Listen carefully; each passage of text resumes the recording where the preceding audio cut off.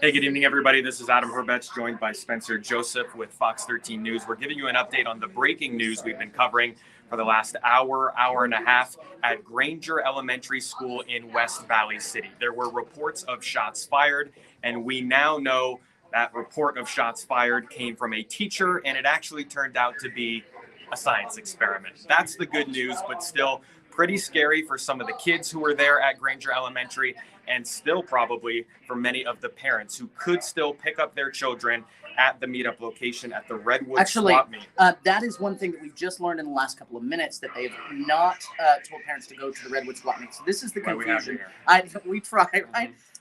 So one of the things that we wanted to make clear that we were saying on air was to send kids to the Redwood Drive-In. That was originally what the West Valley City Police Department had sent out and wanted parents to go there.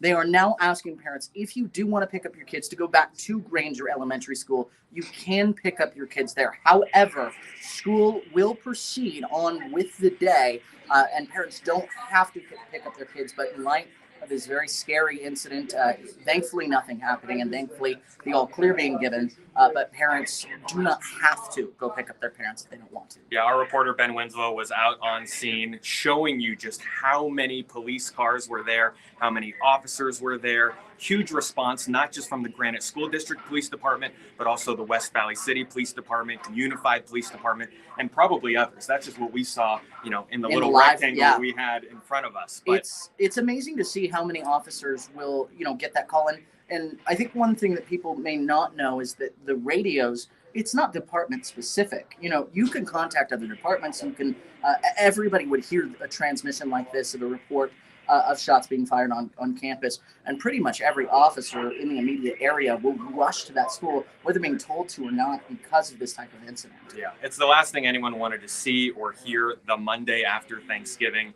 But we are happy and lucky and relieved to be able to tell you it was a false alarm. If you're not able to pick up your students, that's okay. School will go on today, but if you'd still like to pick them up, we were interviewing Chris Burbank earlier today, the former chief of the Salt Lake City Police Department. He said, maybe this is an opportunity to have those conversations. They are tough conversations, but necessary in the wake of something like this. And I think that now more than ever with the media, not just us reporting on things today, but this school shootings unfortunately happening all over the country.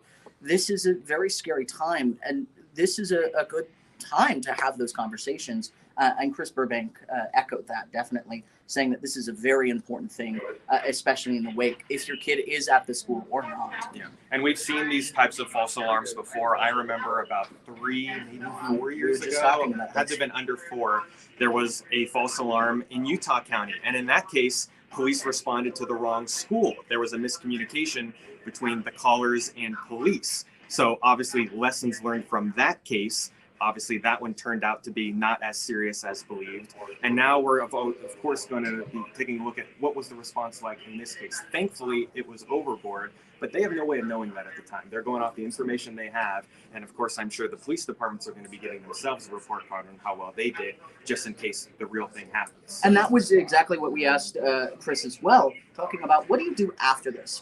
Obviously you have this big response.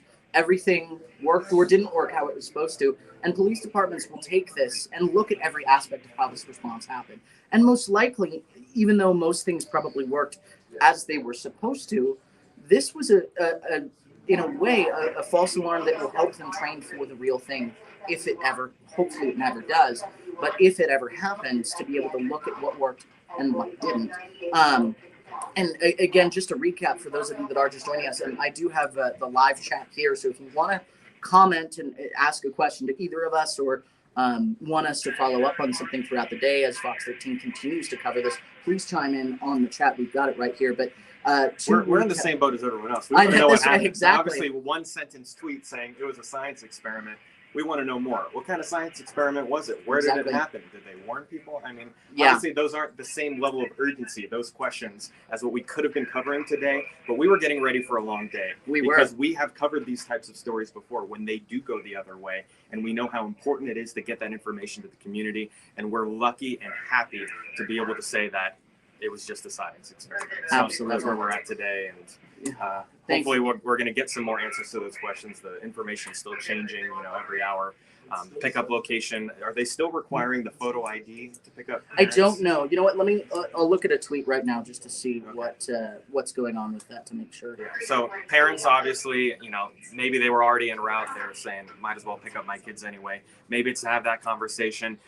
Some kids probably are going to look at this like a day off school. Some kids are going to take it a lot more seriously. So basically what this is saying, Granite School District is enacting standard reunification protocols. Parents should come to the school to pick up their child, and parents will need that ID, like you were saying, when they pick up their kids, if they do want to. For those parents who cannot pick up their kids and wish to keep them in school, supervision lunch will be provided for students, and students will be released at a normal time. Now, we're just getting some word, and this will be something that we will follow up on in just a few minutes, but media staging has just been announced at this point, and we do have a reporter there on scene who will receive the latest information. So that's actually happening in the next couple of minutes. So keep with Fox 13 for the latest on this news as we learn it. Most likely we'll be hearing from Granite school officials, from the police department, and talking about potentially that response and what happened today. Yeah, and obviously you guys are watching right here on Facebook Live. We appreciate you for doing that. We also have our website, fox13now.com. We have Twitter, all kinds of ways to get information for you on this updated situation. Breaking news that has turned positive for once, and we're happy to be able to report that and hope to have more information for you soon. We'll also see you during our 4 o'clock and 5 o'clock newscast on Fox 13. Thanks, everyone. Thank you.